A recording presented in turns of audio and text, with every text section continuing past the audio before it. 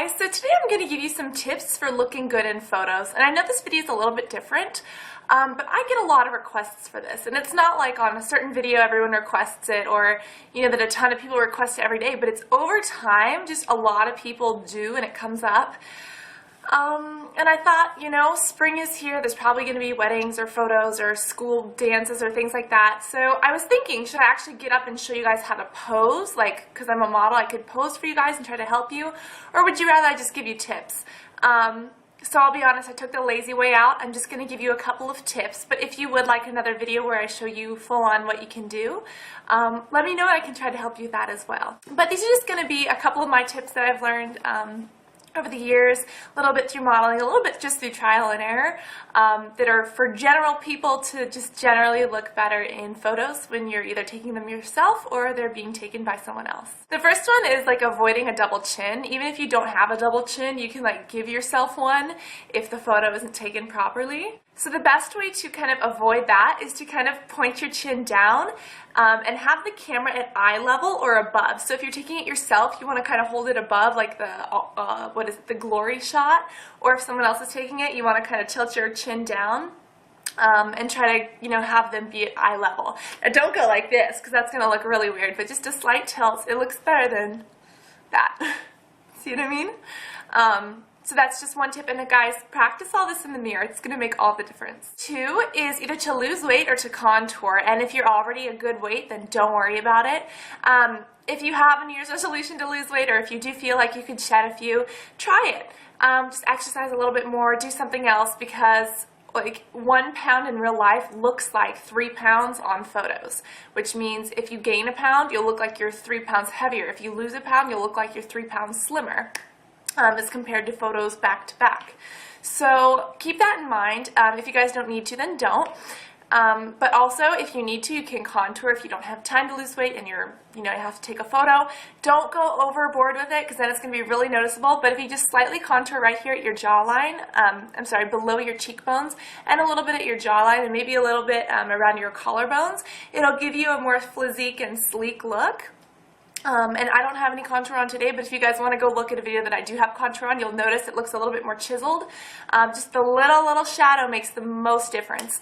So that may be a good tip, just either before photos or, something you can do to prepare. The third thing is having a shiny face. No shiny face! And as a person with oily skin and a model, I know this is very, very hard to combat. What I actually do is just pat a little bit of powder onto my forehead.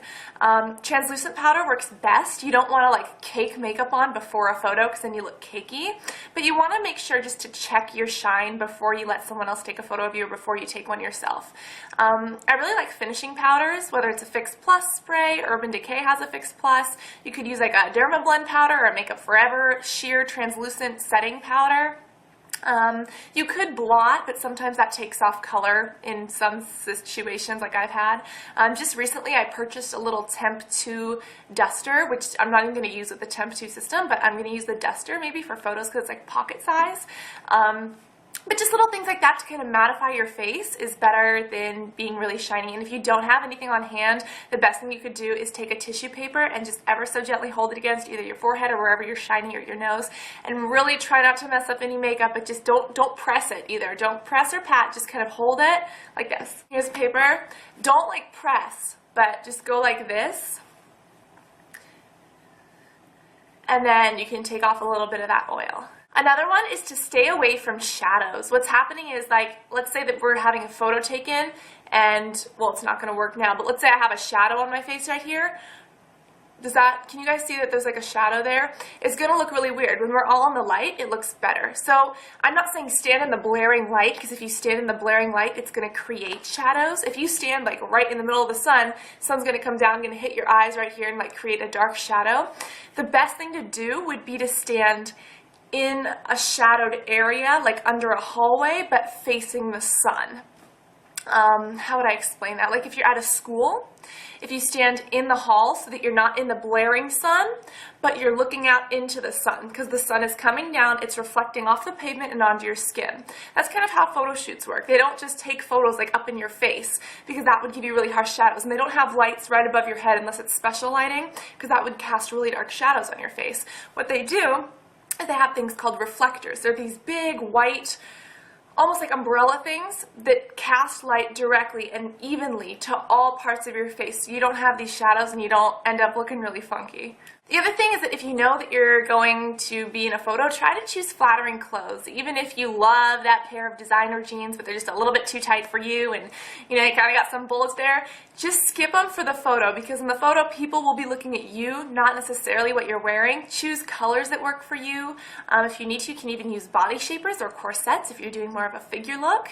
But just choose clothes that suit your style, suit your personality, and suit you, because if it's a size too large or a size too small, it will be forever captured on photo. And even if it's a brand name or something you love or it's so cute, don't do it, because you're going to look 100 times better in the little black dress that fits perfectly rather than that trendy designer thing that doesn't fit quite right.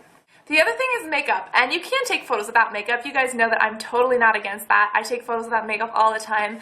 But if you guys have the option, do choose makeup, and choose makeup that's a little bit darker. If you know you're going to be on photo, you do want to focus a little bit more on staying mattified, again, not being shiny, a little bit more on the blush than you normally would. Today I have a very sheer blush on. You could go a little bit more, a little bit darker if you're going to be on photo. You could also do a little bit more contour when you're going to be on photo, and you may want to do a little bit darker mascara or false lashes, or even a really thick black liner just on top, not on bottom, because then you might look a little bit different. But if you need bottom, instead of doing liner, you could also just do the baby lashes. But you want to try, if you know you're going to be on film and there's going to be flash, you may want to try to go a little bit darker, but just blend it perfectly so it's dark but it's still blended, so that way you guys can look really, really awesome. Something else is practicing, and as a model, I can't stress this enough. Practice is what makes absolutely perfect. Go into a mirror and practice. What's my right good side? What's my good angle? For instance, I like this side of my face better. I don't care for this side. Because when I go from this side, I have like a wonky eye, and then my eye, I have like a really big under eye bag, and it just doesn't look as good as when I smile like this. So that's my angle. Go see what looks good for you. Also, what kind of smile looks good on you. Probably not. You could just try to work with your body and see, is it better when my chest is square? Do I like it when I'm off to the side? Do I like it when I'm to the other side? What looks better? Same with hair. How does hair frame your face? So practice, practice, practice, practice, practice. Also, if you get a photo camera, you can take them yourself and see how you photograph best, because photographs are different than mirrors. So those are my tips and tricks for looking good in photos. If you guys want actual poses, like things like that, I can try if you want them. Let me know what you guys want though. Just let me know. And I hope that you really found this informative and helpful. I hope that if you guys can use it, then let me know. If you guys know of other tricks or tips on looking great in photos, be sure to let us all know. Just post in the comments so that we can all share. And I am so excited. I hope that you guys like this, and I look forward to talking to you all tomorrow in the next video. Love you guys. Bye.